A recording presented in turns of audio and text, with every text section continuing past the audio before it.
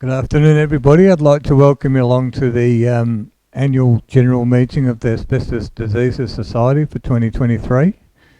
Welcome along, and I want to also welcome all the people who couldn't attend. They're on the video there, so hopefully they'll be able to see what's going on. I'd like to introduce to you our CEO, Melita Markey. She's going to take you through the rest of the agenda and the meeting today. All right, thank you very much. Thanks, Dave. Sorry. I'd like to start with our acknowledgement of country. In the spirit of reconciliation, the Asbestos Disease Society of Australia acknowledges the traditional custodians of country throughout Australia and their connections to land, sea, and community. We pay our respect to the elders past, present and emerging, and extend that to respect all Aboriginal and Torres Strait Islander peoples today. And we also like to extend our thoughts to the Banjima people in the Pilbara, whose land has been cruelly contaminated by asbestos tailings and fibre from the Whitnam mine and mill. I'd like to introduce our Treasurer, Mr. John Martelli, to report on the calendar year 2023. Thank you, John. Thank you.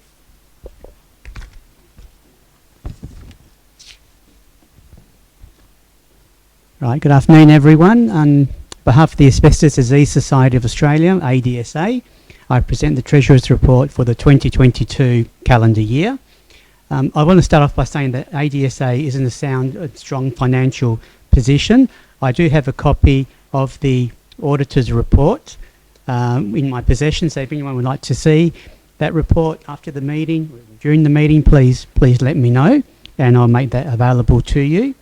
I'm just going to go through some highlights of the 2022 calendar year. The Asbestos Disease Society is recovering from the tough COVID year, so COVID may be behind us in one sense, but it's still there out in the community. Although we are starting to get back to normal, whatever normal is these days. We did have an increase in income of 11% in 2022 and a surplus of $36,870. Wages were $40,000 lower as we put the raffle on hold in September while we developed software to remove the need for postage and ticket printing, saving us an estimated $45,000 per year.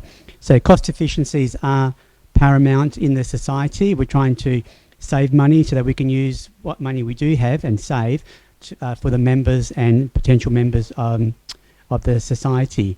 Vehicle costs were up, and that's due to increasing fuel costs. So last year, I believe it was last year, the government removed the fuel reduction excise levy. So petrol went right down, but then when they removed it, it went right back up again. So that was removed, and that resulted in higher fuel costs. And fuel is still an issue with not only the society, but with the community in general, with costs going up. There were other running costs owing to extended wait periods for repairs and the use of alternative vehicles. So that resulted in higher vehicle costs. Subscriptions and dues have increased $7,500, and that will continue to increase as we move to using the model of services such as Bright HR, MailChimp, Xero, MediRecords. They may not mean much to the layperson, but basically it's systems that we've introduced or going to introduce to further accelerate our cost savings, to reduce our investment in updates and increase our time management and training and development. Bookkeeping fees were higher as well. We undertook a full wages and staff contract review. That was to meet legislative requirements. So there is still a bit of red tape out there and legislative requirements that we do need to fulfil, which is why the bookkeeping costs were higher.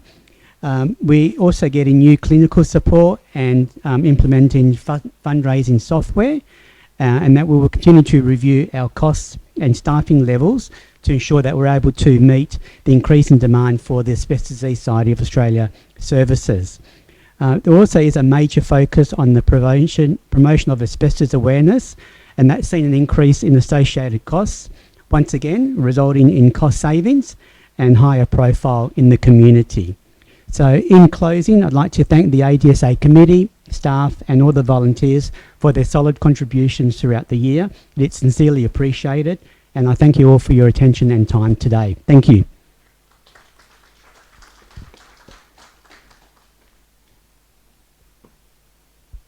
Thank you so much, John.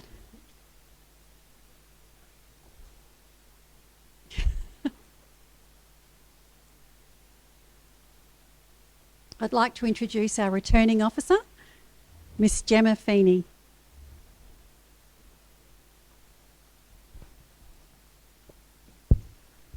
Good afternoon, everybody. I'm the returns officer for the ADSA committee elections for this year. We have good news. All current committee members have returned unopposed, and we also would like to announce a new member for our committee, Greg Commons. So for the executive committee, the members are President Robert Vajakovic, Vice President Dave Hall, Secretary and Southwest Representative Gary Van Bergel, and Honorary Treasurer John Martelli.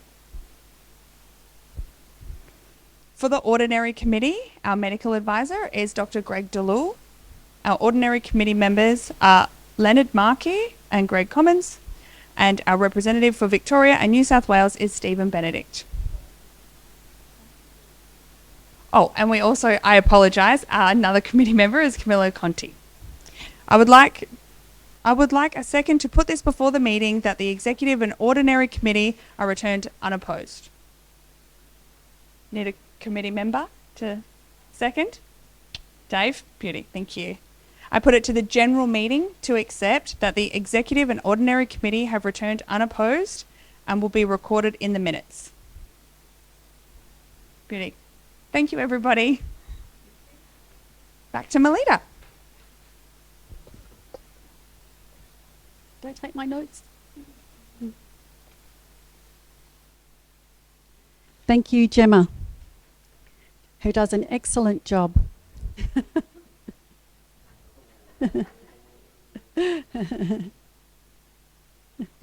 Well, look, we had Mr. David Michael, the member for Balcatta, to speak to us next about a legislative update, but he appears to be running a little late. So if you don't mind, Jeanette, would you mind coming up and giving us an update on NCARD, the National Centre of Asbestos-Related Diseases?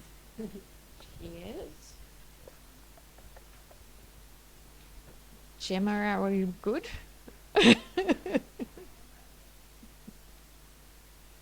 So thank you all, especially to the front row for inviting me here today. So very, very recently in February, I was appointed the new scientific director of NCARD. So, yep. And so, thank you. So Gemma, I just point at you. So NCARD is the National Centre for Asbestos related disease research, and we're a centre of research excellence, recognised nationally and supported by national and state government, but by many charitable organisations such as yourselves. Thank you very much. And so just we are great, yay. As I said, we're a Centre of Research Excellence, which was awarded by the National Medical Research Council in 2006. We're probably the largest research group devoted specifically to asbestos-related diseases, and our members are internationally recognised and have been invited to take part in international policy making, clinical guideline development and clinical research. yeah, I wasn't quite sure whether to say we've received 50 million in grant funding. That's over the years, because as my children like to point out, why haven't you cured cancer yet? Yes, so yes. We're a research collaborative, and we've probably got about 30 core student staff and who are clinicians and researchers, and looking at various different aspects of understanding and getting to grips on asbestos-related diseases and click.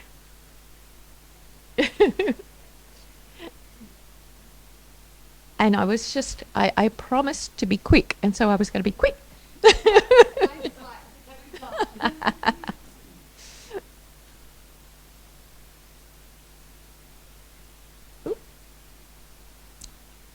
So we've got a number of research themes, programs, and my particular focus is looking at identifying biomarkers, which are either, you know, bits of DNA or protein or antibodies or whatnot, that we can use to either measure in the blood or in other fluids and bits, that will help distinguish between mesothelioma and other conditions.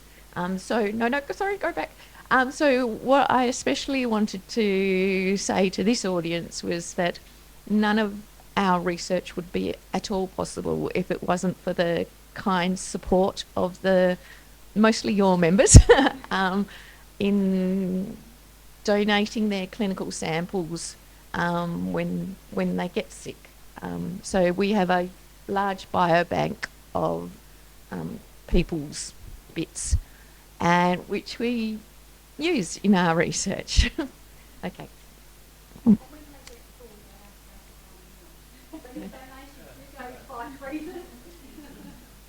Melita, can I have a word afterwards?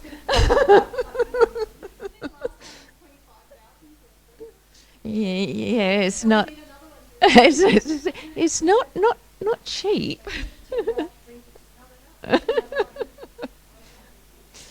And our research also manages to develop new clinical trials, because as you know, the current treatments aren't particularly great, and so developing new clinical trials is one way of hopefully advancing the future. And so our previous director, Anna Nowak, who and many of your members will know Melvin Chin as well, are currently leading a large international trial and are the leads in this trial, looking at a new way of treating mesothelioma, and this is called the DREAMER trial.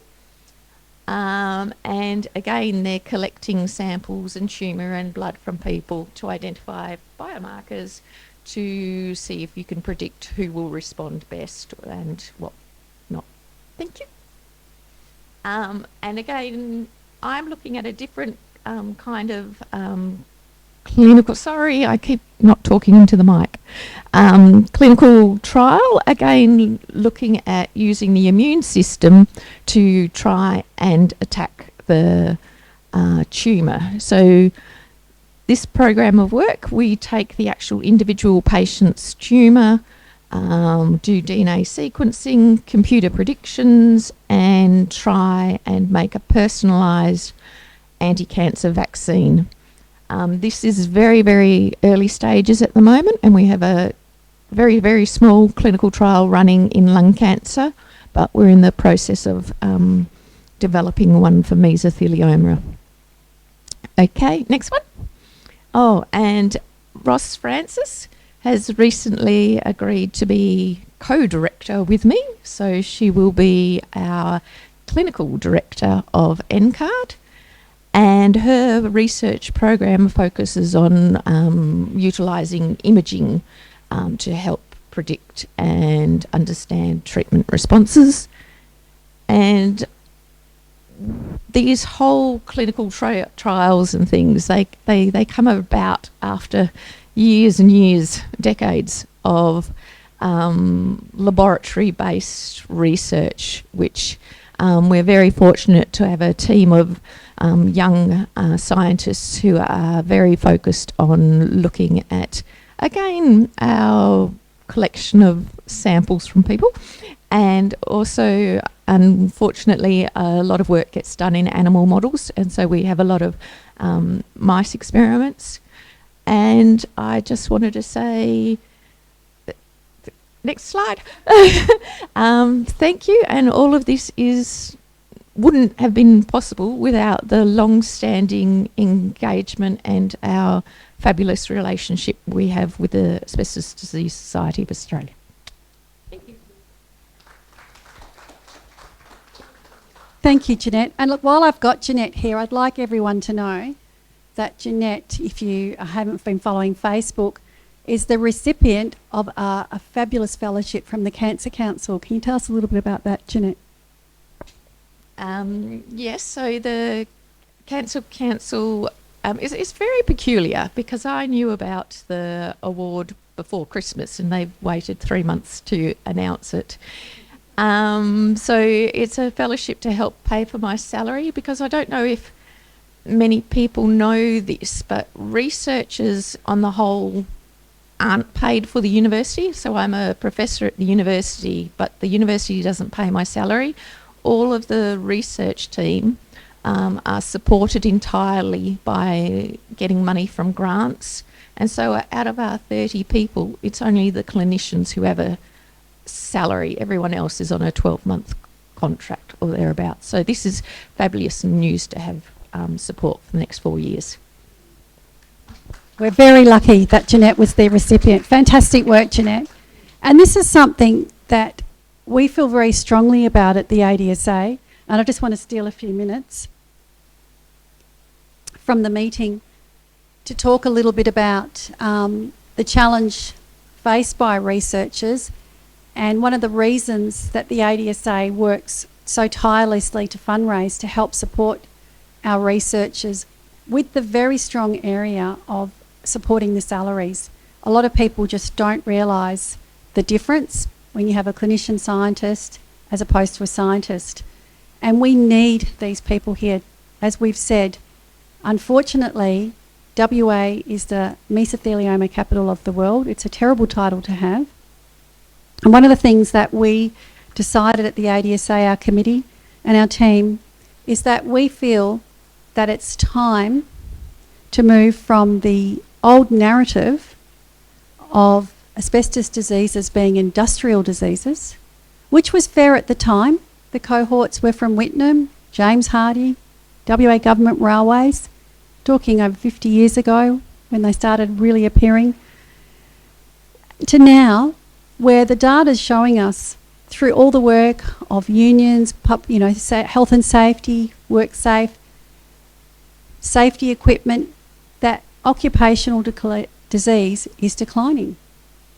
So but what's not declining is exposures from legacy asbestos in our environment.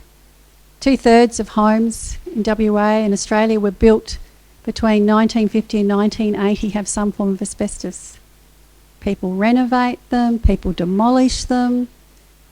There's a whole lot of activities involved with being exposed to asbestos non-occupationally. And what we've also found, and the data's showing us now, is that women are starting to come to the forefront. And if these trends do continue, we'll probably see more women, because typically women took on teaching as a profession, and so many schools in WA, built in the 70s, 80s, were made of asbestos, and a lot of the demountable classrooms. So this is something that we're very committed to working on and changing the narrative. While I'm here, I'd also like to talk to you about the summary of our calendar of main points for this year. We saw 943 members, which came from 1,979 appointments, which were reviewed by our medical team for counselling and assistance in connection with asbestos exposure and likely health risk.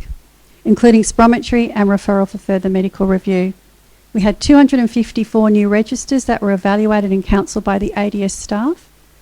We had 3,666 general inquiries which were received by the ADSA office regarding exposure to asbestos and its health risk and medical legal matters. All work-related concerns are referred directly to asbestos inspectors at WorkSafe WA. And WorkSafe WA equally refer workers that were exposed to us. We focused on our public health and awareness campaigns. We had a warning for DIY on social media. We had a Whitnam memorial petition because it's time we have a lasting memorial to the people lost from Whitnam, and we're still losing people. We had a public stall providing information on asbestos, thanks to our Vice President Dave Hall. And we also continued our fundraising for another scholarship, the Professor Musk Memorial Scholarship, and this is for a fellowship in respiratory medicine. Again, we want to keep people coming through the system that are focused on asbestos, treating asbestos diseases. And I guess one of the successes of our last PhD scholarship was Dr. Melvin Chin.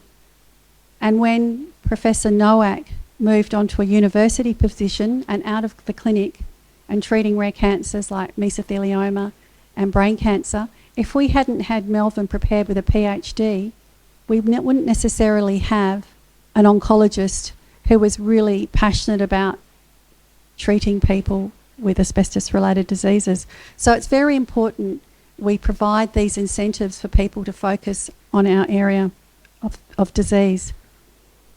One thing that strikes me again, and this is one of the reasons we really want to shift the narrative, if asbestos diseases are classified as a public health matter, that also then leads into proper staffing in our treatment hospitals and our clinics.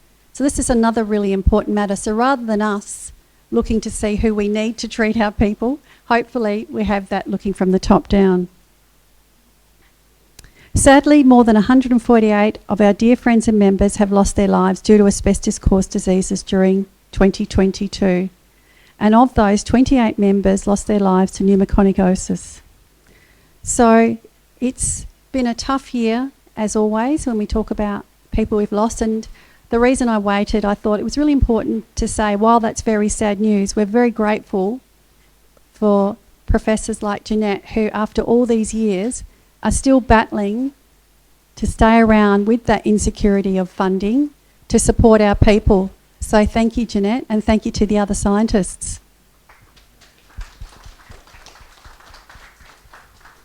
Now, the gentleman that's just entered the room is a very important friend of the Asbestos Disease Society. It's our favourite member of Parliament, our local MLA, Mr. David Michael for Balcatta.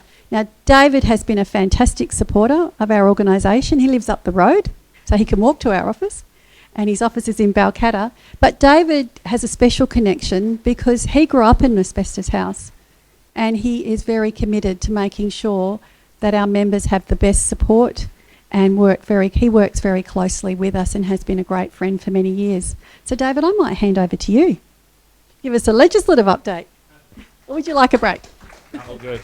Thank you, and apologies for being a bit late. I all should have parked at home. I'm probably a bit quicker though. I had to park up the road. So anyway, hey, thank you, Melita. I just want to firstly thank you for having me, and thank you for everything the ADS does. Rob and Rosemary, Melita, everyone else in the office, to all the other supporters and volunteers, family members as well, who do so much for people who are suffering from asbestos-related disease in our community. It's something that I see whenever I go door knocking every year. Every year when I go door knocking, there is so much asbestos still in our community, fences, and as Melita alluded to, this is the first time I've been to an Asbestos Disease Society AGM, and I've been to a few where I no longer have to say that I live in an asbestos house, because after 42 years it's demolished with lots of hazmat, which made me a little bit concerned about living in it for so long. But we have new houses on the way, but there's so much of it. I try to keep it maintained, but I know a lot of people haven't. I know it's costly to maintain these things, and people can't just demolish a house. People can't just spend the money to get different panels in and all those sorts of things. And I see so many verges and those kinds of things where people have replaced their back fence themselves, going down to Bunnings, and just leave the asbestos sheeting in their front yard on verges and stuff they shouldn't be doing, but they don't know. So, a legislative update. The legislation that was promised in the 2021 state election for asbestos diseases is still being drafted, which I think I said last year. I asked some people this week, knowing I was coming here, I still have hope that it will be introduced into Parliament in this half of the year, so hopefully in May or June, and I've asked the Attorney General to, if at all possible, to make sure an early draft gets to the Asbestos Disease Society for consultation, so you can have a look at it to make sure it's as best it can be. One thing I've learned in Parliament is no legislation is perfect, but sometimes we need to make sure that the perfect doesn't get in the way of the good, and I think that the legislation coming and what we committed to will go some way to make our system fairer. It won't go the whole way, but it will make a little bit. And I think, Robert and Rosemary, looking at the stuff you've done over decades, it's been incremental step after incremental step to make the system, various systems, fairer. And I think this will just be another step in that, and I think it's going to be a good thing. So myself, Simon Millman, the member for Mount Lawley, Kate Doust, the member for South Metropolitan especially, we continue to ask the Attorney General all the time. Drafting legislation is a slow process. There's lots of bills caught up in the drafting process, but I know this one's quite advanced. So I'm hoping that soon you'll get a call or an email to say, hey, do you want to have a look at the legislation before we introduce it? And I'm hoping we can introduce it in May or June, fingers crossed, if not soon after, but and then hopefully we can pass it really quickly afterwards, hopefully with the full support of the Parliament, but we'll see what happens once the other parties get to see it. Again, thank you for everything everyone in this room does. Living in Chewett Hill, and as Melita said, down the road, I'm honoured to represent the ADS in State Parliament, especially with Robert and his Fremantle Dockers hat. Thank you. I can actually tell you the room is very split on that Dockers hat. Go the Eagles. Thank you, David, and that is fantastic news. It's been a long journey getting the legislation, and it's the asbestos compensation bill put forward as a private member bill by the Honourable Kate Doust in 2013, and it's so exciting to hear that it's almost here. So we'll be having some big celebrations at the ADS this year. I think we might even splurge on some champagne, Dr. Greg. So I told Dr. Greg he needed to donate some champagne earlier on, private joke. Look, I wanted to thank David again for all the work he does for us and all the lobbying. As you know, COVID derailed a lot of our legislation, and it was very difficult, and we got behind. So the fact that we've been able to catch this up is fantastic news. So thank you so much, David. That is just brilliant. And thank you for being here. It's always great to have you. Look, I'd like to hand over now to a very important professor, Professor Gary Lee.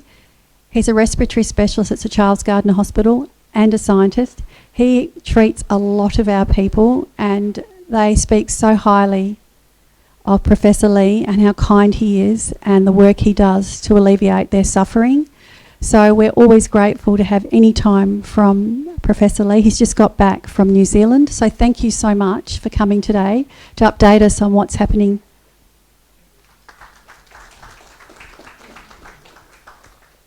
Thank you, and good afternoon, and grateful for the opportunity to just give you some highlights on mesothelioma and some of our research updates. So Gemma, I go very fast usually on my slides. So what do we do, and some of the clinical advances and some of our research. So the most exciting, who am I? So next one, so yeah, back one, thank you. So I run the pleural surface in Sir Charles Gardner Hospital. So this is now the largest pleural surface. It was the first pleural surface in Australasia. We're still the largest pleural surface in Australasia. And I lead my research group in the Institute for Respiratory Health looking at pleural diseases. And some of the highlights of what has happened in the arena of mesothelioma that might be important. The first one is about treatment. So there's something called dual immunotherapy, which I think you need to know about. This is one of the landmark paper published in Lancet called the Checkmate 743. I'm not entirely sure why it's called Checkmate, but that sounds like a good name. And immunotherapy is so immunotherapy is a new cancer approach. So in the past, what we do is to give cancer patients chemotherapy, which are basically very, very toxic drugs and kills all dividing cells. And cancer being a rapidly dividing thing, that it kills all the cancer cells. But in that journey, it kills a lot of the normal dividing cells. So that's why the toxicity comes from. And immunotherapy is an entirely different type of approach. It does not actually kill the cells directly, but it crank up your own immunity in the hope that it will then be able to kill the cancer cells being the foreign object. Now, studies have done using one immunotherapy drugs for mesothelioma, and there's been several attempts, and none of them has shown any benefits. But then it went on to Checkmate study, which is a largest randomized trial in mesothelioma, 713 patients, using 2 drugs instead of 1, targeting different places of the immunotherapy or immune pathways. And it was able to show that it improved survival over standard chemotherapy by about 4 months on average. So it's about 18 months to 14 months. Not a huge dramatic difference, but it is one step forward. The most important part is that for the sarcomatoid mesothelioma, for those of you who are not familiar with it, mesothelioma is divided into the epithelioid type, which is the most common one, and then the sarcomatoid one, which is the less common one. And unfortunately, sarcomatoid usually have a survival of only about 1/3 of what the epithelioid is. But with the dual immunotherapy, the sarcomatoid group can actually double to triple the survival to be as long as the epithelioid group. And that is quite a dramatic improvement. Yeah.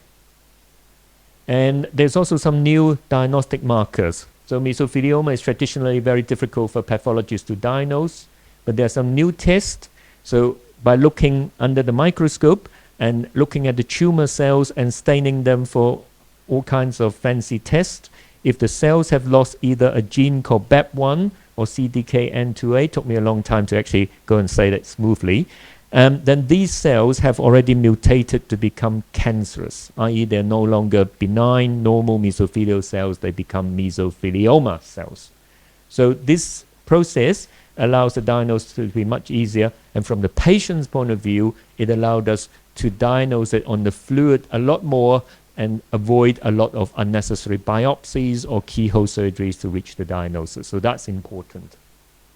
Now, and also with those markers, pathologists can now look down the microscope and say that some cells has already become cancerous, even before they have invaded into the neighboring structures, which is what we usually have to wait until before they say that it is cancerous. So these guys already become bad guys, even though they haven't committed a crime. So that's the new name called mesothelioma in situ. And the World Health Organization, or WHO, now have a set of criteria of what is mesothelioma in situ. So this is an earlier stage diagnosis. It is not common to satisfy all those WHO criteria. We've only seen a couple of those patients in the last couple of years, and we don't know what to do with them. We know that the bad guys will eventually commit the crime, but how to prevent that from happening, no one knows yet. So, to come to my projects. So, I look after patients with pleural effusions or pleurisy. So if you click on that, hopefully it works. You might have to click on, try that, see if it. So if the lung is not breathing, that's a problem. Okay, it's breathing now, so that's good. So the lungs are like 2 balloons, and they sit outside inside the rib cage, which is like a box. And normally the lungs fills up the box, but it's covered by a layer of tissue called the pleural membrane or the pleura, and hence the name pleurisy. So anything that irritates the pleura, the pleura often responds by generating liters of fluid, which then sits inside the box, and the lung can't expand and the patients can't breathe. And mesothelioma is one of those irritants that causes the fluid from to build up and makes the patient short of breath. And cancer like mesothelioma produces a lot of fluids, so liters and liters. I keep telling the hospital I should be paid by the liters, not by the hours. And it causes breathlessness. So we then have to, if you click on that, so when the fluid builds up, patients can't breathe. We often have to do invasive procedures like putting in different tubes and to drain the fluid so that we can expand the lung and the patient can breathe again. And all the procedures to drain cancer fluid comes with pain and risk and definitely requires time in hospital. So I'm the glorified plumbers to my patients. So I drain fluid. And most patients with mesothelioma present with pleural effusion, so we're often the first point of contact. And the breathlessness is the main symptom, so we as lung specialists often coordinate the ongoing care. So I run a clinical service and a clinical research group. I have a laboratory research group, an allied health research group, and we have a consumer group that helps make sure that our direction is correct. And some of the highlights of some of our clinical research, so we run the Australasian Malignant Pleural Effusion, or AMPO for short, AMPO trials. So these are multinational, multi-center clinical trials that we lead to try to improve the care of those patients with those fluids. And the first AMPO trial, we started to use this, what we call the indwelling pleural catheter. So it is a 6 millimeter little tube that we can plant between the ribs and tunnel underneath the skin to come out. Then it's got a one-way valve, so the patient can go home even when they're short of breath. We've got special bottles that they can connect up and they can drain the fluid at home without having to come into hospital. And we show that it can significantly reduce the number of days that the patients stay in hospital. So for patients with cancer-related fluid, they spend about 11%, which is 1 in 9 days of their remaining life in hospital for whatever cause of being in hospital. But if we use the indwelling pleural catheter, it can reduce it by almost half to 6%, which is about 1 in 16 days in hospital in their remaining life.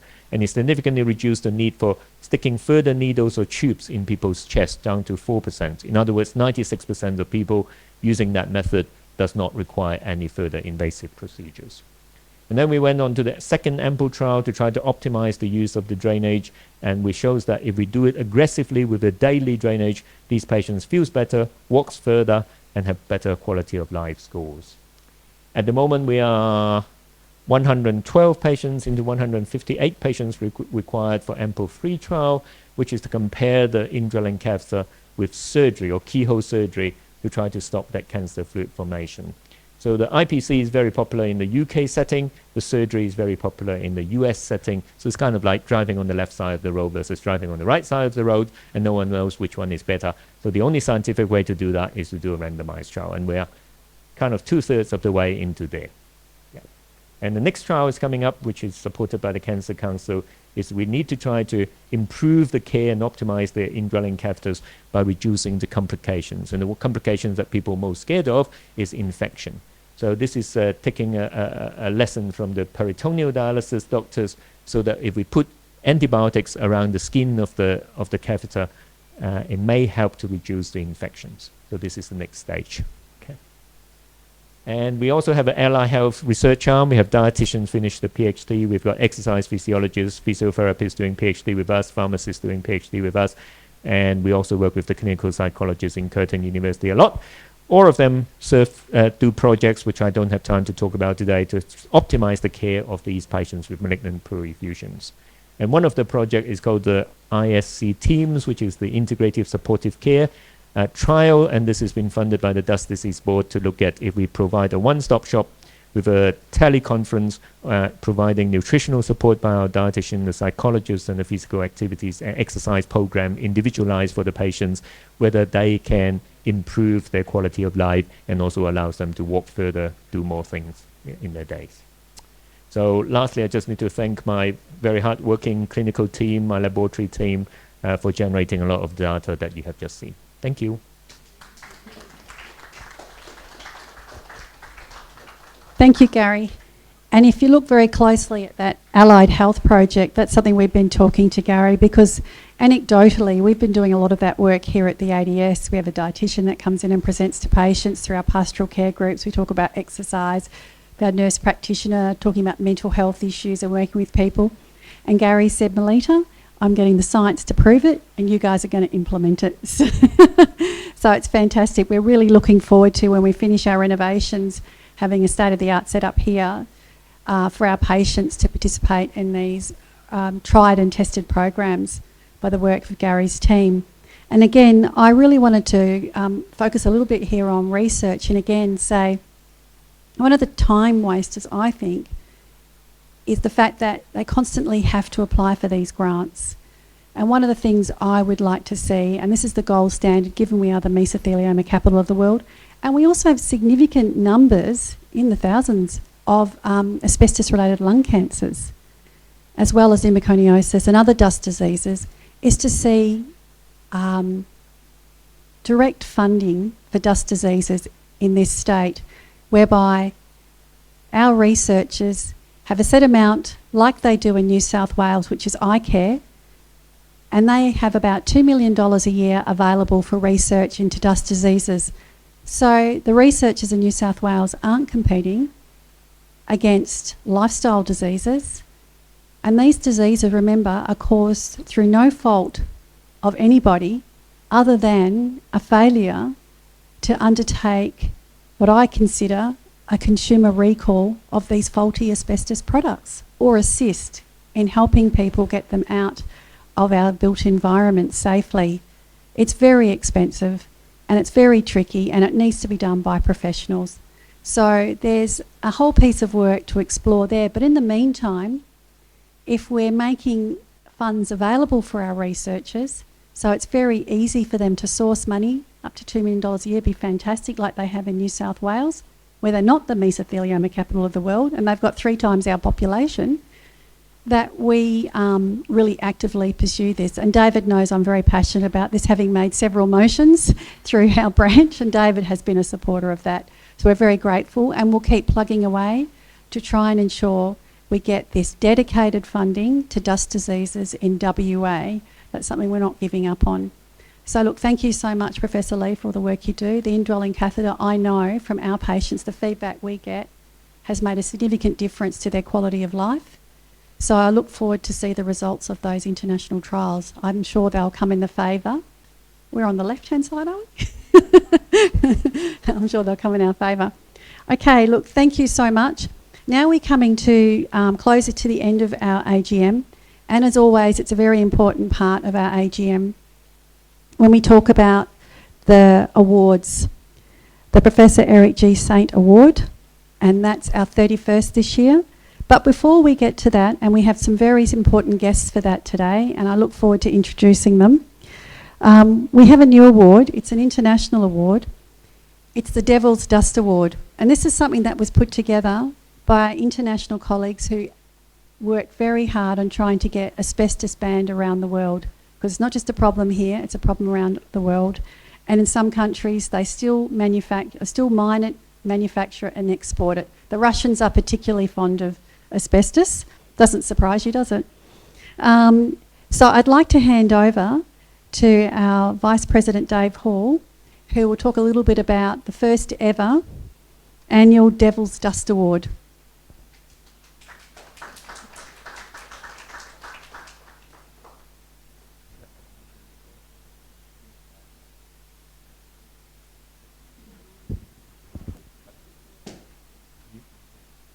Okay.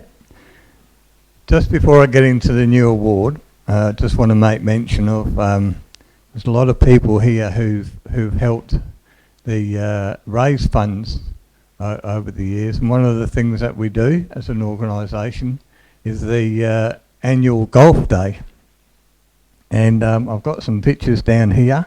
So Gary, can you come up as well? Greg? Sorry mate. Yeah. Greg's my 2IC in the golf day, and Jeanette as well. She was the first person from Sir Charles Gardner Hospital to come down and tell people about the new trials and everything, which was interesting. So this year was our 10th anniversary. So we've been running the golf day for 10 years, and this year we raised around about $16,000 on that golf day, and over the 10 years it's up to around about 200,000. So that's what we do, and we put it towards Melvin Chan and whatever else that Melita decides to, and Robert and Rosemary decide to do with those funds. So I just want to thank everybody who's involved, my whole family, my wife, my kids, and of course me 2IC, Greg. Sorry about that, mate.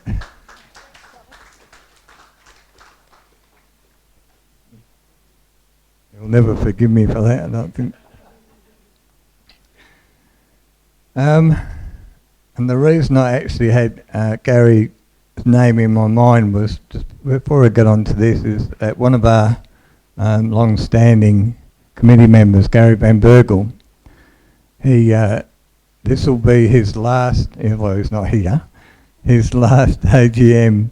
He's going to retire, and after the next 6 months, so he's not here unfortunately, but he might get to see the video, Gary. And I just want to say, on behalf of all of the committee, Robert and Rosemary, I'm sure, and Melita, and everybody, that Gary is such an amazing person who's helped people in the southwest for many, many, many years. I remember sleeping on the floor and with him in the, probably shouldn't mention that, but in the old building in Charles Street there, after one of the committee meetings, and we've had 2 minutes to drink.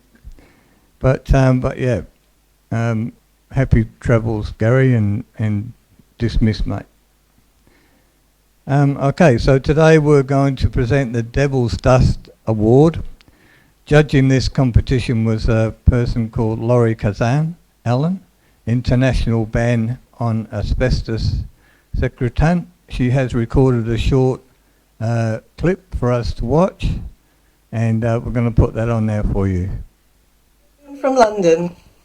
I was delighted to be asked by the ADSA to judge the competition for the first Devil's Dust Award in Australia. This award, nicknamed the Lucifer, came about in the run-up to the Oscars in 2022. It occurred to us whilst the Academy Awards brought publicity and fame to some, there was no parallel institution to expose the evil doing of others. Asbestos-related diseases are avoidable. People contract these diseases as a result of decisions taken by corporations and individuals who prioritize their profits over human life. For decades, one Australian company has consistently done so.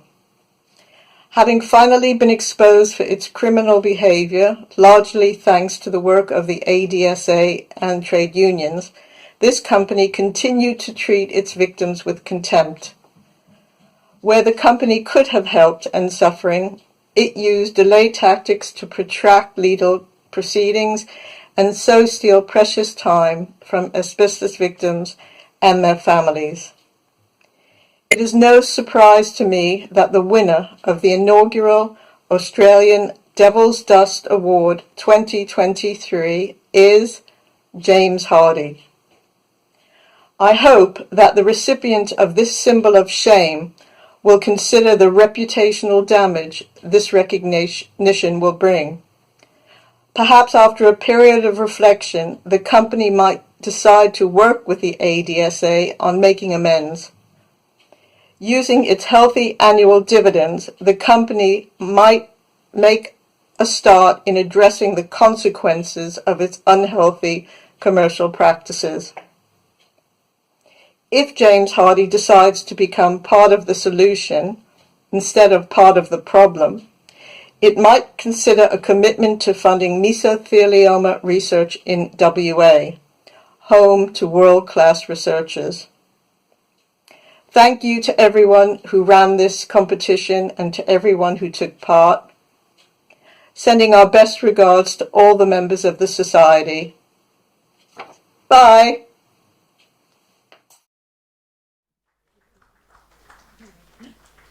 Well, thank you, Laurie. I should let you know that this is the wonderful thing about technology. We put that out on Facebook. I think it's called Straw Poll. David, you probably know. I can't remember, it's some sort of name. Anyway, we popped it out there, a little app, and people were able to write in who they thought should be a recipient. So we compiled all this into a spreadsheet and sent it off to Laurie and tallied it all up. And James Hardy resoundingly was about 60%, 70% of the score. So it's interesting how many people still see them as not doing the right thing in being part of the solution, as Laurie so adequately put it for us. Now we come to the very important part of our meeting, and this is where we award the Professor Eric G. Saint Award Lecture. Now we are very privileged today because it is a very special, it is a very special anniversary because it's 75 years ago this month that Professor Saint issued his warning that Whitnoon would produce the most lethal crop of asbestos diseases in the world literature. 75 years this month. So I can't believe how much time has come past. So to help us commemorate that, we've been very privileged to have Professor Saint's son, his wife and his beautiful granddaughter join us today in helping present the award, and we'll call on them a little later to do that. But right now, I need to call on Dr. Gregory DeLull to come and give us a little bit of background on this amazing person, Professor Saint. Thanks, Dr. DeLull.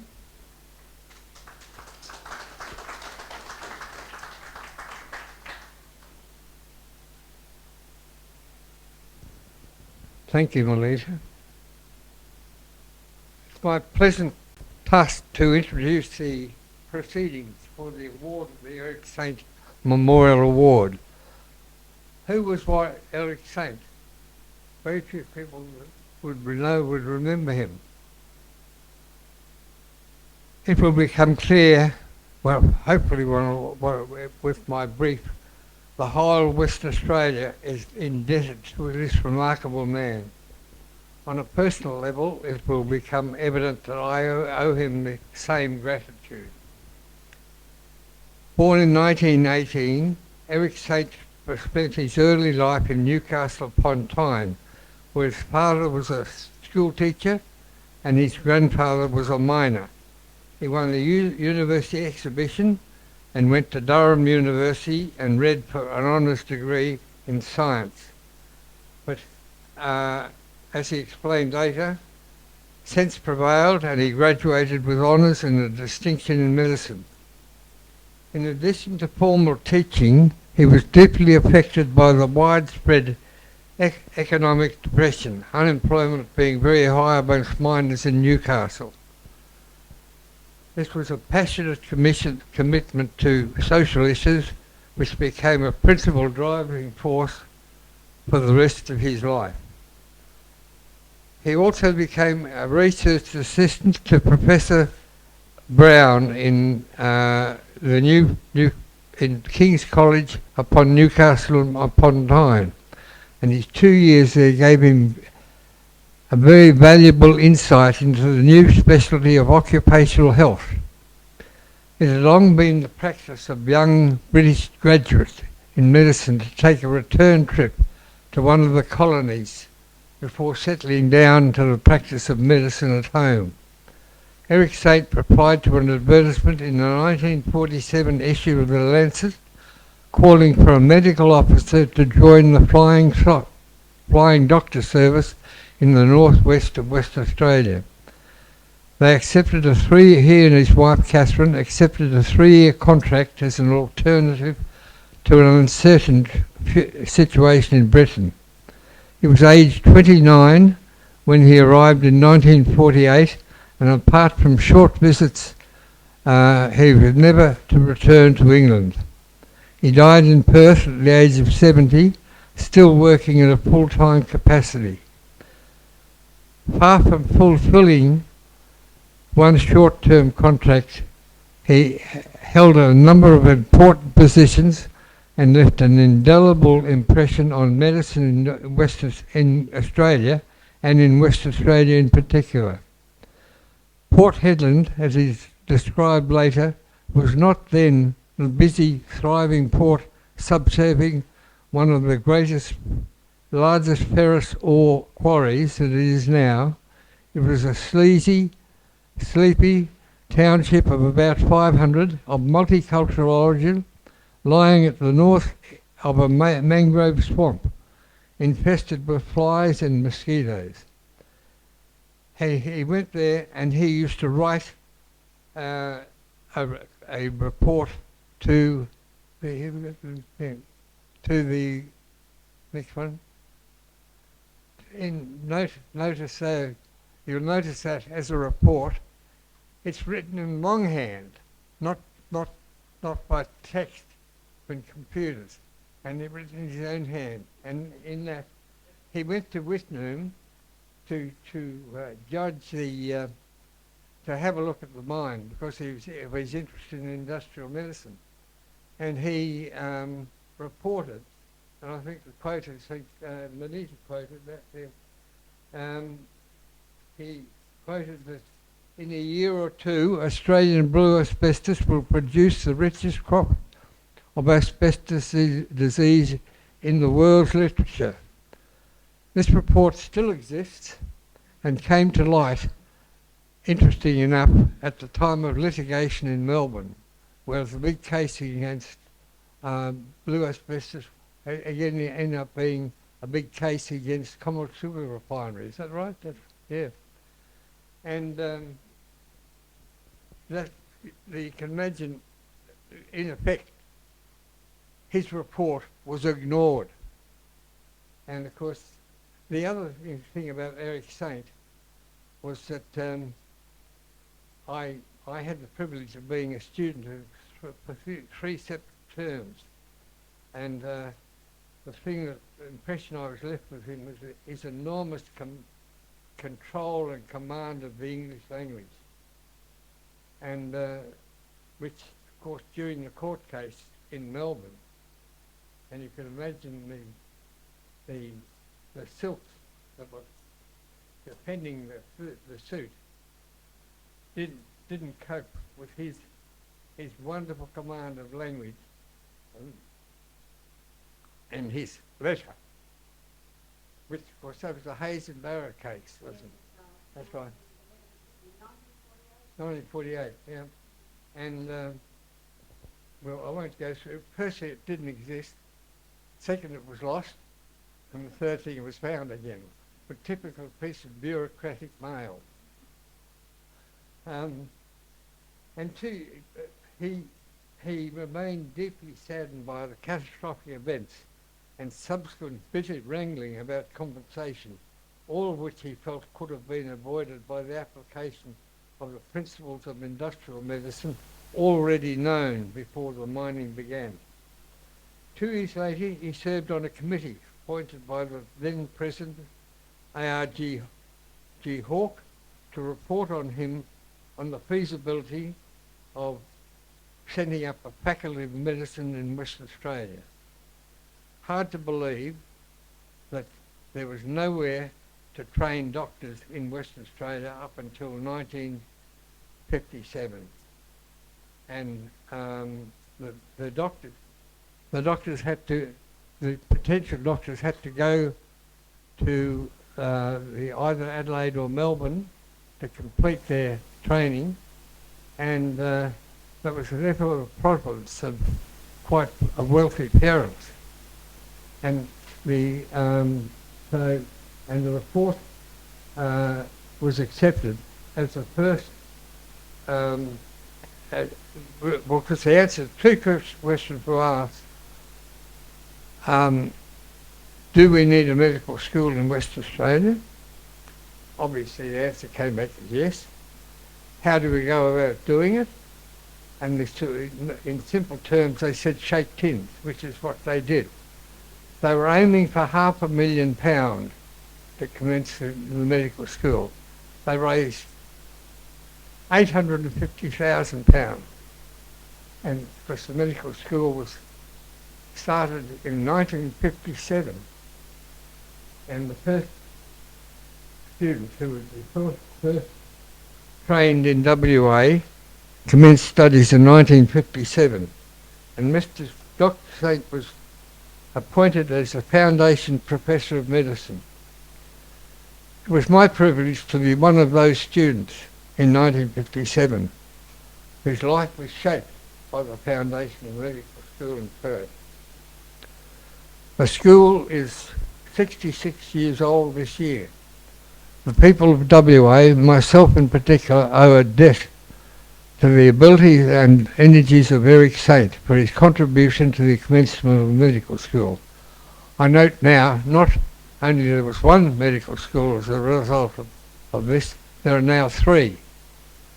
Our tiny group of 1962, when we graduated, of 35, has now expanded to nearly 400 students a year. Where they all go, I don't know. They say there's a shortage of doctors, but where they go, I don't know. I met him as a student in 1959 and had 3 terms with his teaching. And my lasting memory of him was his ability to enable a student to work through the maze of making a diagnosis, and what really impressed me was the unequal command of language. Now, from this brief overview, we've seen how this remarkable man affected Western Australia, and in particular the practice of medicine here. About 15 plus years ago, I'm not quite certain how many years ago, we were talking, just a group of us discussed the warning and the importance of that letter. And the conversation drifted to the development of an award named the Eric Saint Award as a minute tribute to a wonderful doctor, researcher, teacher and instigator. Mrs. Catherine Saint was asked permission to use her husband's name for the award. Permission was granted, and Mrs. Saint, until her passing, was an enthusiastic participant in the award. The criteria for the award are very simple and flexible, so recipients can be of any vocation or profession and must provide care and comfort to victims of asbestos. I regard the Eric Saint Memorial Award as having an immense prestige, and I can now hand over to Rosemary, who will for the award to be announced and presented. Thank you, Dr. Greg. Obviously the number 1 student. You were the number 1 student.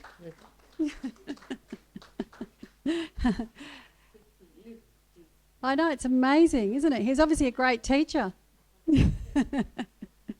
So this is the really important part of their day.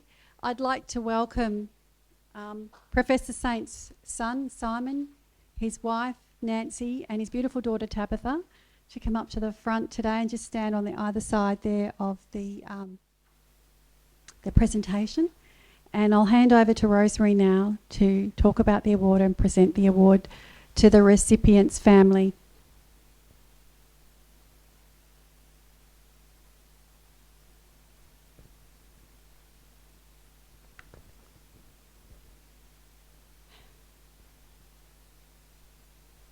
Today's presentation will be the 31st Emeritus Professor Eric G. Saint Memorial Award by the Asbestos Diseases Society of Australia.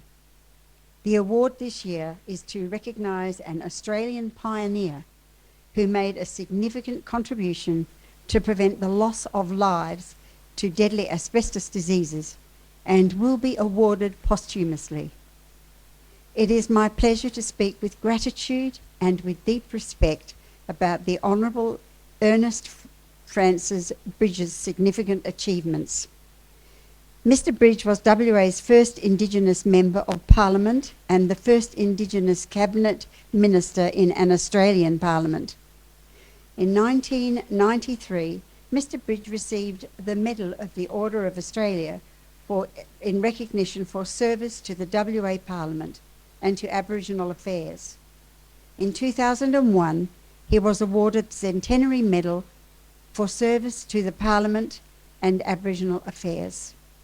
In 2012, he was named a member of the Order of Australia for service to the Indigenous community, particularly through support of health management programs, and to the Parliament of Western Australia as well. He was a man of the people.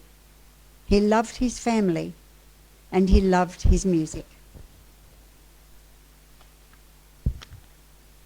As the Minister for the Northwest from 1986 to 1993, the Honourable Mr. Ernie Bridge oversaw the winding down of Wittenoom and withdrawal of government services from the asbestos mining town, with the aim to facilitate its closure. On this same day, the 31st of March, 10 years ago, sadly our recipient passed away with mesothelioma. We would like to thank Ernie posthumously for his dedication to prevent the loss of lives to deadly asbestos diseases by withdrawing government services and to facilitate towards the closure of Wittenoom, Australia's worst industrial disaster. Today we recognise the Honourable Ernest Bridge as our 31st Emeritus Eric G. Saint Memorial Award recipient, and I would like to invite Ernie's son Noel, and do you have anyone else with you, Noel? Yes, and also Cheryl, yes, to join you to receive the Eric Saint Memorial Award on behalf of their father. Yes, I wasn't sure. I know you were flying in, Cheryl. I wasn't sure. Thank you so much, Cheryl. I know you must be quite tired. It's wonderful to see you. So if you'd like to come up to the front.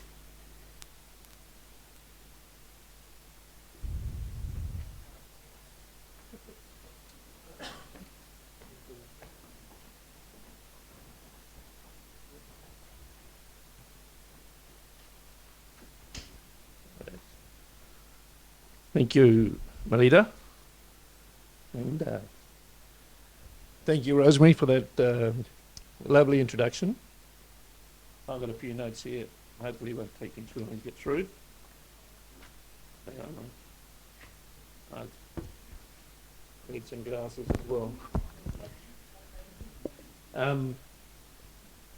Yeah, we're just very proud to be here.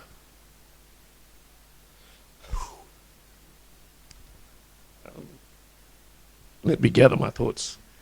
On this important occasion, it was really good to hear your story, Greg, Dr. Greg. I personally didn't know a lot about Dr. Saint myself, so it's always great to hear those stories. Because for those who know Dad, he would have been very proud of being associated with such a wonderful professor and a doctor. For a man who did 2 years of grade school, so primary school. So he did an enormous amount, but he'd be very privileged by that. I also just want to thank Melita and your family for inviting us to accept this posthumous award on behalf of Dad, and Cheryl for making the trip. She was in the US 3 days ago on a working trip, but I'm glad you could make it. And I've got a nephew, Jeremy, here. So it's nice to see you, Jeremy. Obviously, Dad was a deeply courageous person, and sometimes I'm wondering whether it was a sensible decision to go to Wittenoom, and to this day.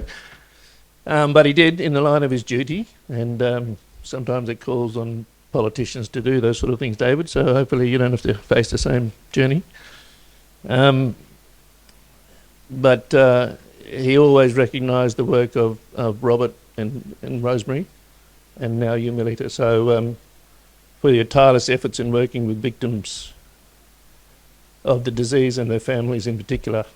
So hopefully this new journey you're on can lead to an unlocking of some new cures, at least, and we heard from Dr. Leeds earlier, so it seems like it's well and truly underway.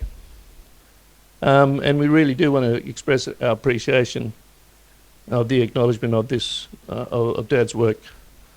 Melita reached out to me a couple of months ago and suggested that it would be a good occasion to join her and the family in this awards ceremony, as well as to meet with some of Professor Saint's family, Simon, Nancy and Tabitha. So it's a pleasure on our behalf to share that with your families, so that hopefully the power of more than one can make a difference. I guess, and Cheryl would know this, she works in the Telethon Child Institute, but generally speaking, these are challenging times for all sorts of reasons, including funding for organisations like the Foundation. And whilst we live in pretty good, generally a pretty good society here in Australia, even for organisations like the Foundation, there's a need for that ongoing support, and that's what I'm hearing really loudly today. As Melita's mentioned, Dad died 10 years ago to this day, and 40,000 more people, we believe, have either died or been affected by that disease since then. So that's a massive number when you add in the multiplier impact on the direct families of about, I think on average is about eight people per family. So there's 320,000 people, roughly, that seem to have been impacted on by either asbestos or a dust-related disease. And obviously, a lot of you in the room as members understand this, and you have your own intimate stories. But at the same time, I think there's many people whose voices aren't still being heard. And I've got friends in the Pilbara, Aboriginal friends in particular, in the Bunjima community. And one of them's a well-known personality with the disease. And they, I must admit, when I've spoken to them, they remain completely disenchanted with the lack of the recognition of the impacts on Aboriginal people, particularly in the Pilbara, and what mining activities are both past and present, because we hear of decisions being made by government of this day to allow for mining to be taken on places like Mulga Downs for iron ore, where we know asbestos exists in that country. So these concerns are still real and still to this day. So I guess if Dad was here today, I'm sure from the times that I attended his speeches, I'm not sure how many Cheryl did. I was always his wingman with as a guitarist, and we'd always do a song generally, and I've got one to play later.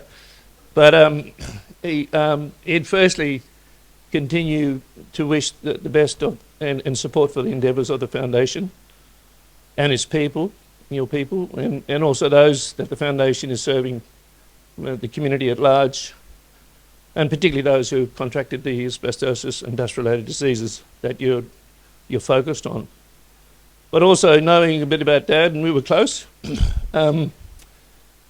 he would probably take the opportunity to look at someone like a government minister, or in this case David Michael, who's here, and he'd sort of probably arc up with a dialogue along the lines of saying, "Well, David," and it'd open like that, "if you really do wish to support this Foundation's endeavour to shift the policy, then clearly this must be a matter of some urgency, and it shouldn't be a state of delay in any drafting of legislation. It's been too long.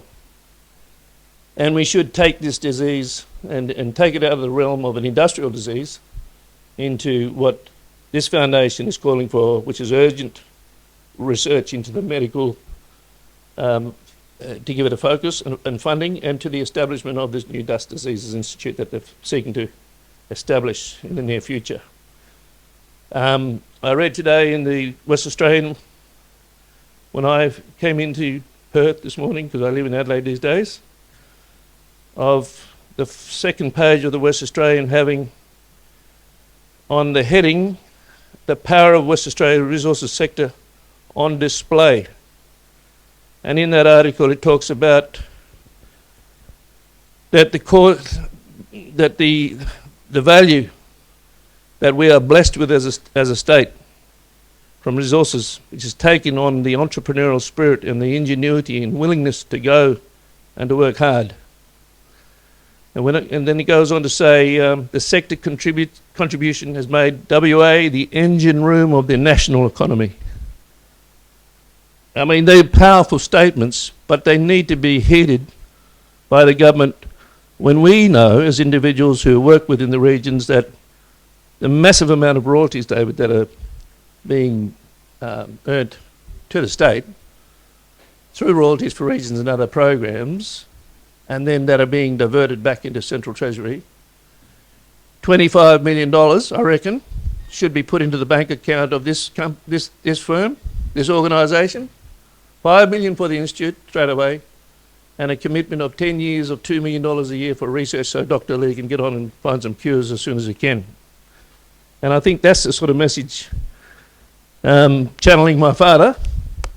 He'd be seeking for you in your capacity, and you speak directly to the Premier as his secretary on different portfolios to channel. So, Dad, I'm doing that for you, and I believe it as well. So, I think without further ado, I just want to thank everyone for allowing Cheryl and I to come up here and listen to my ramble, but to know that we are very proud of Dad, and we accept this award today most humbly. Thank you.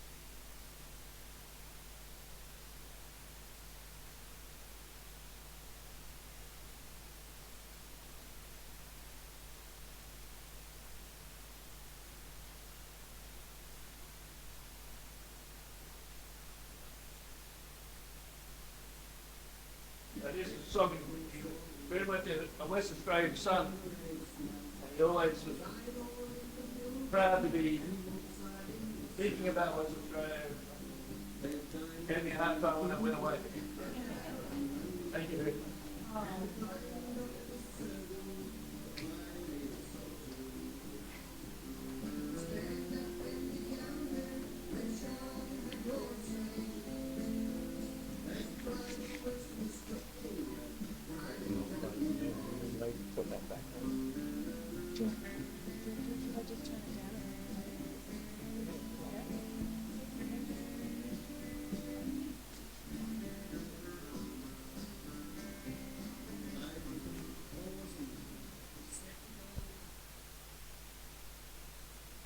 Going to play the Ernie's song, but in the meantime I'd just like to thank everybody for coming, our special guests, and especially you people, the committee and Robert Rosemary, and I'd like to close the meeting for this 2023 annual general meeting of the Asbestos Diseases Society. Thank you very much.